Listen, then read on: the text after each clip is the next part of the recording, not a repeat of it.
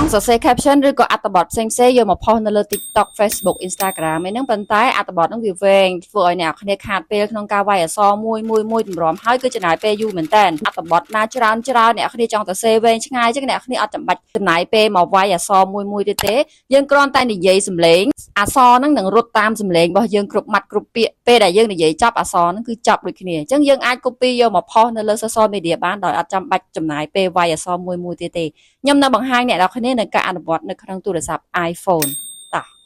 អូខេអញ្ចឹងសម្រាប់អ្នកដែលគាត់ប្រើទូរស័ព្ទ iPhone អ្នកនរគ្នាចូលមកកាន់ Play Store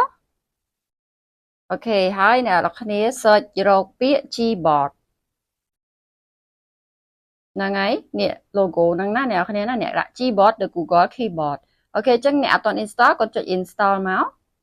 អូខេបន្ទាប់ពីយើងបាន install យកកម្មវិធី keyboard ហ្នឹងហើយអ្នកគ្នាចុច open មកចុចពាក្យ get start ចុចពាក្យ get start ទៀតអូខេមកដល់កន្លែងនេះអ្នកនរគ្នា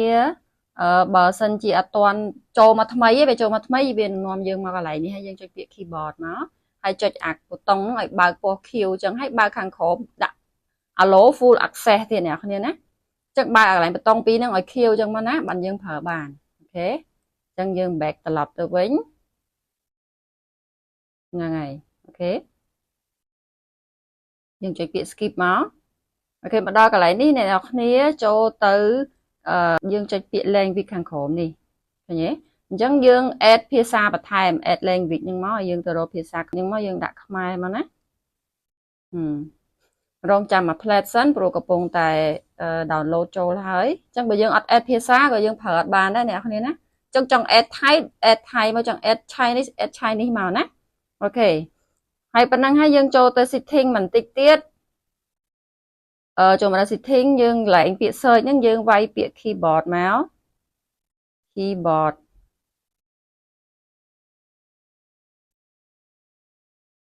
អូខេនេះឃើញទេហើយបន្តមកចុចពាក្យ keyboard ទៀតយកពាក្យ keyboard នេះអូខេអត់អីបើកអស់ហើយអញ្ចឹងដើម្បីឲ្យអក្សររត់តាមសំឡេងរបស់យើងនិយាយអ្នកគ្នាចូលមកកន្លែង note នៅក្នុងទូរស័ព្ទយើងមាន note គ្រប់គ្នាទាំងអស់ណាឥឡូវខ្ញុំដាក់ពាក្យសាកល្បងមួយសិនណាហើយក៏យើងនិចចុះមកខាងក្រោមបន្តិចយើងមើលនៅអាកន្លែង keyboard ខាងក្រោមទូរស័ព្ទយើងប្រកាសជាមាន keyboard ទេអ្នកគ្នាណានេះយើងចុចកន្លែង Panty នេះមកជួយយូរមកវានឹង load ក្តៅយើងរើសអញ្ចឹងយើងយកអាកន្លែង keyboard នេះណា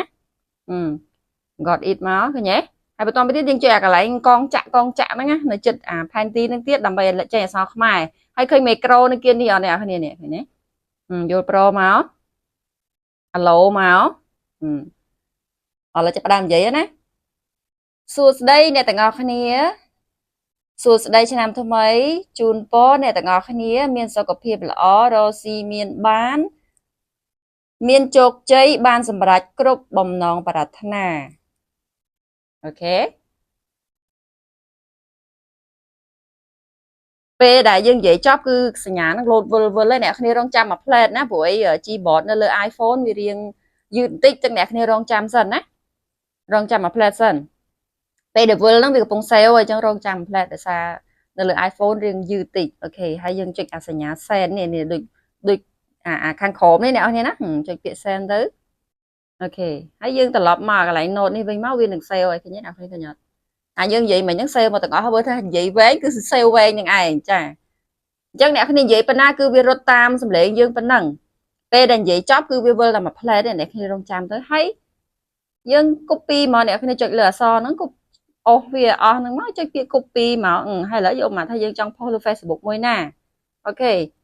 TikTok ក៏ដោយអីក៏ដោយអ្នកគ្នាយកពាក្យហ្នឹងយកមក copy មកឃើញទេអញ្ចឹងយើងអត់បាច់ខាតពេលទៅវាយមួយទៀតណាឃើញអត់អ្នកគ្នាហើយផុសមកអញ្ចឹងងាយមែនតើអ្នកគ្នាអាចអនុ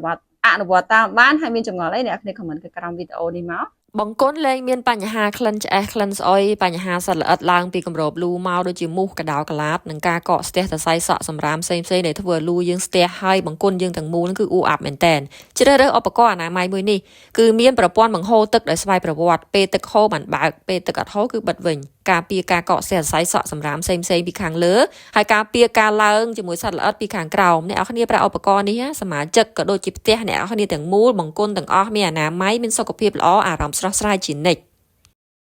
អូខេសង្ឃឹមថាអ្នកនរគ្នាទទួលបានចំណេះដឹងថ្មីពីវីដេអូមួយនេះហើយក៏អរគុណមែនតើសម្រាប់ការគាំទ្រសង្ឃឹមថាបងប្អូនទាំងអស់គ្នាជួយ share ចែករំលែកនៅចំណេះដឹងនេះទៅមនុស្សបន្តទៀតអរគុណយើងនឹងជួបគ្នានៅវីដេអូថ្មីៗ